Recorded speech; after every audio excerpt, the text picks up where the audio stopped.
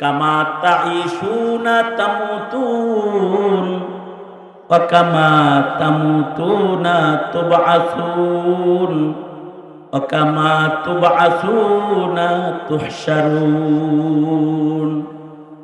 দুনিয়াতে যেমন জীবন যাপন করবা ওই রকম মরবা, যেমন মরবা তেমন কবরের হায়াতটা পাইবা, আর যেমন কবর পাইবা তেমন হাসর পাইবা। যেমন হাসর হবে তেমন তোমার বিচার হবে। এই যে পাঁচটা হায়াত দুনিয়ার হায়াতের উপরে নির্ভরশীল, বাকি হায়াতগুলোর শান্তি, বাকি হায়াতগুলোর দাম। মায়ের পেটের একটা হায়াত, দুনিয়ার জীবনে একটা হায়াত। এই হায়াত সবার সমান নয়। বড় ভাইকে কখনো কখনো ছোট ভাইয়ের লাশ কাঁধে নিতে হয়, কখনো কখনো পিতাকে সন্তানের লাশ কাঁধে নিতে হয়, উস্তাদকে ছাত্রর লাশ কাঁধে নিতে হয়। এই হায়াতটাও নির্বাচন করেন আল্লাহ তাবারক ওয়া তাআলা। তবে এই হায়াত যদি কারোর সুন্দর হয়, তার কবর সুন্দর হয়, জান্নাতের বাগান হয়। এই হায়াত যদি কারোর সুন্দর হয়, মরণ সুন্দর হয়, কবর সুন্দর হয়, সে চিরস্থায়ী হায়াত, জান্নাতের হায়াত আল্লাহর কাছ থেকে পুরস্কার হিসেবে পাওয়া যায়। এ কারণে जैसा करनी वैसा भरनी, ना माने तो करके देख, जन्नत भी है जहन्नम भी है, ना माने तो मर के देख। যেমন করবা তেমন পাইবা, না মানো তো কইরা দেখো। জান্নাতও আছে দোজখও আছে, না মানো তো মইরা দেখো। তুমি যেদিন এই পৃথিবীতে আসছো সেদিন তুমি কাঁদছো, সবাই হেসেছে। তুমি এমন কিছু করো হাদির মতো যে তুমি চলে যাবে, এবার সবাই কাঁদবে। আজকে ভিডিওতে দেখলাম আর্মিরাও দাঁড়ায় দাঁড়ায় কাঁদতেছে, পুলিশরা দাঁড়ায় দাঁড়ায় কাঁদতেছে। আনতাল্লাযী ওয়ালাদাতকা উম্মুকা বাকিয়ান والناس حولك يضحكون مسرورا فاجهد لنفسك إذ يكون باكيا في يوم موتك ضاحكا ومسرورا। যেদিন তুমি প্রথম এসেছিলা ভবে, কেঁদেছিলা তুমি একা, হেসেছিল সবে। এমন জীবন তুমি করো হে গঠন, মরণে হাসিবে তুমি, কাঁদিবে ভুবন। উসমান হাদির একটা বক্তব্য ভাইরাল হয়েছে কয়েকদিন আগে। সে বলতেছিল যে 50 বছর বেঁচে থেকে কি লাভ, যদি আমি আমার 50 বছরের হায়াত দিয়া জাতিকে কিছু দিতেই না পারি। এর চাইতে তো 5 বছর বাঁচতে লাভ। সে বলছে 5 বছর, কিন্তু এই বক্তব্যের পরে সে 5 মাসও বাঁচেনি। সে বলছে যে আমি যদি কয়েকদিনও বেঁচে যাই, কিন্তু আমার মৃত্যুটা যদি বাংলাদেশকে জাগ্রত করে, আমার চেতনা, আমার ভাবনাকে যদি এ জাতির যুবকরা গ্রহণ করে, তাহলে তো আমার একদিন বেঁচে থাকাই যথেষ্ট হয়ে যায়। শিয়ালের মতো তুমি 1000 বছর বেঁচে না থেকে সিংহের মতো বেঁচে থাকো একদিন। শিয়ালের মতো তুমি 1000 বছর বেঁচে না থেকে সিংহের মতো বেঁচে থাকো একদিন। ওপারের ডাকে, ওপারের ডাকে সাড়া দিয়েও অমর হয়ে তুমি রবে চিরদিন, অমর হয়ে তুমি রবে চিরদিন। এখানে কাউকে ভয় পাওয়া লাভ নাই, আমেরিকাকে আমেরিকাকেও ভয় পেয়ে লাভ নাই, ভারতকেও ভয় পেয়ে লাভ নাই, আওয়ামী ফ্যাসিস্টের বন্দুকের গুলিকেও ভয় পেয়ে লাভ নাই, কোন তাগুতি শক্তিকে ভয় করে লাভ নাই। ভয় একমাত্র কাকে পাইতে হবে করে আওয়াজ করে বলো।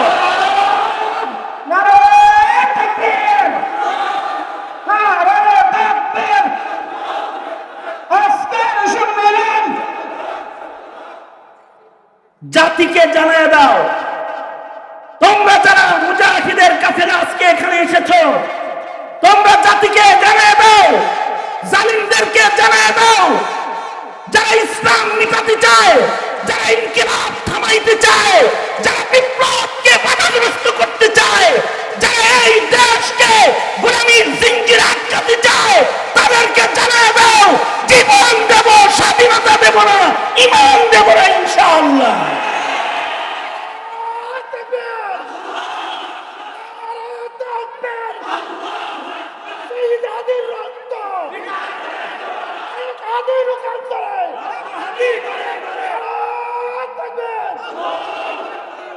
আমার ভাই আব্দুল বাসেত খান বলেছেন, তিন জিনিসের প্রেম লাগবে, আল্লাহর প্রেম লাগবে, নবীর প্রেম লাগবে, আর জিহাদের প্রেম লাগবে।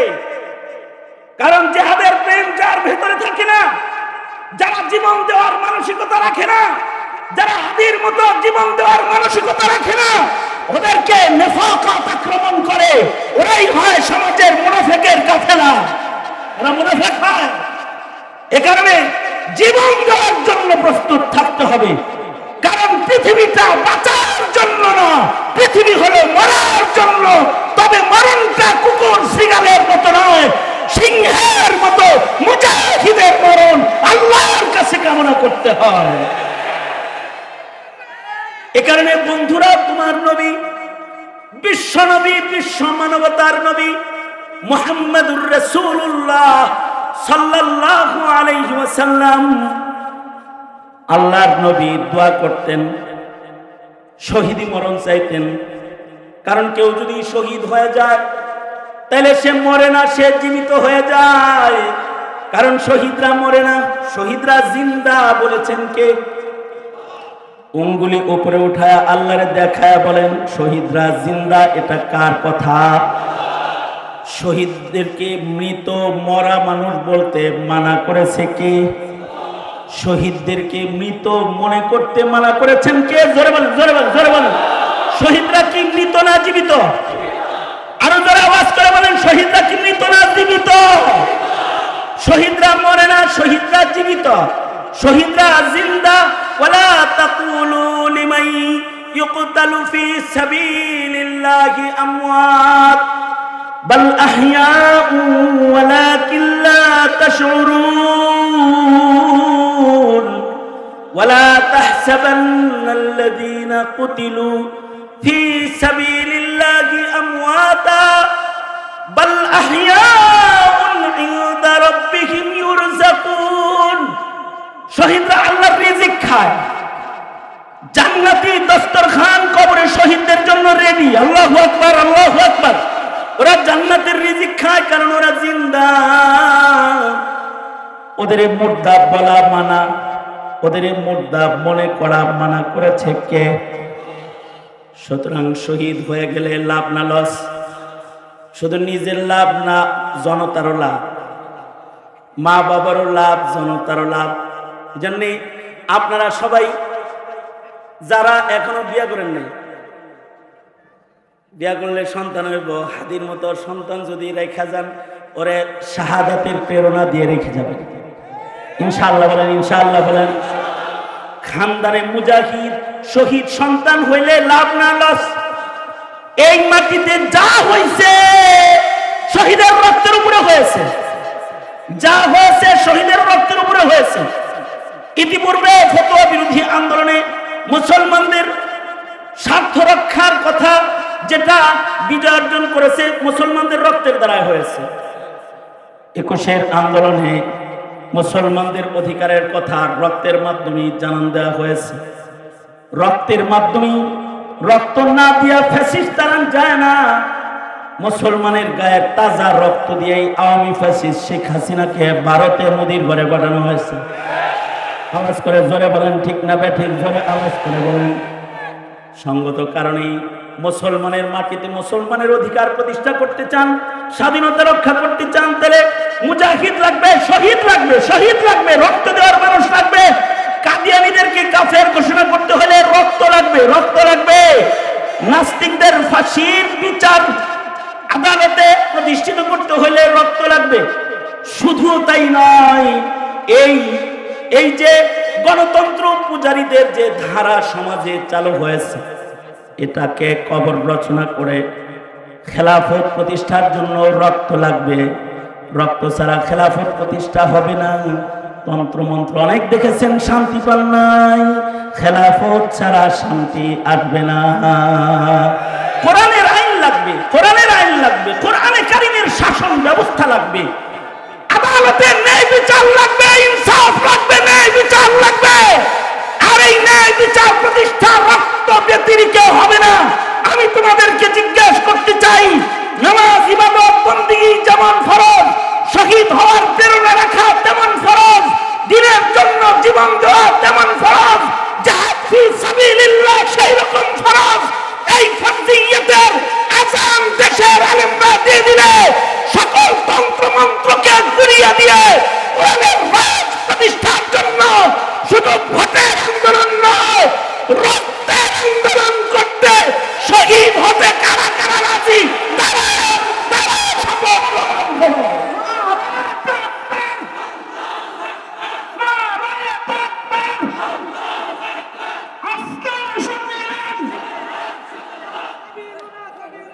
এই কাদিয়ানীরা কি জোরে আওয়াজ করে বলো, খতমে নবুয়ত রক্ষার জন্য জীবন দিতে রাজি আছে তো ইনশাআল্লাহ?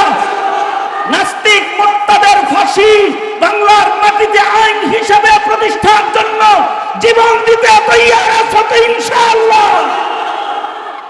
এই শাহাদাত যদি কপালে এসে যায়, লাভ না লস? জোরে বলেন লাভ না লস? কারণ শহীদরাও বিনা হিসাব আল্লাহর জান্নাতি। সুতরাং নিজেই শুধু শহীদ হব তা না, প্রজন্মকে বলবো শাহাদাতের প্রেরণা রাখবে ইনশাআল্লাহ বলেন। কারণ শাহাদাতের প্রেরণা ছাড়া এই জমিনে মুসলিম ও স্বাধীনতা রক্ষা করা সম্ভব। মুক্তিযোদ্ধারা জীবন দিয়ে এ দেশকে স্বাধীন করেছে, জুলাই যোদ্ধারা জীবন দিয়ে রক্ত দিয়ে স্বাধীন করেছে। এই স্বাধীনতাকে রক্ষা করতে হলেও রক্ত লাগবে। সুতরাং আমরা সবাই শহীদের কাফেলা, ঠিক কিনা জোরে বলেন? বলেন হাত তুলে, ইয়া আল্লাহ শাহাদাতের রিজিক চাই, আল্লাহুম্মা রযুকনি শাহাদাতান ফি সাবিলিক, আল্লাহুম্মা রযুকনা শাহাদাতান ফি সাবিলিক, আল্লাহুম্মা রযুকনা শাহাদাতান ফি সাবিলিক।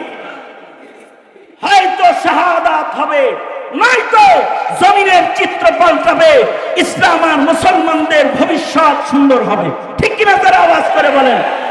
এই দাওয়াত আপনাদের কাছে রেখে আর জীবনের কোরবানির মাধ্যমে আমার জিন্দেগিকে তালাশ করার দাওয়াত জানিয়ে আপনাদের কাছ থেকে আমার আজকের সংক্ষিপ্ত বক্তব্য এখানেই ইতি টানতেছি।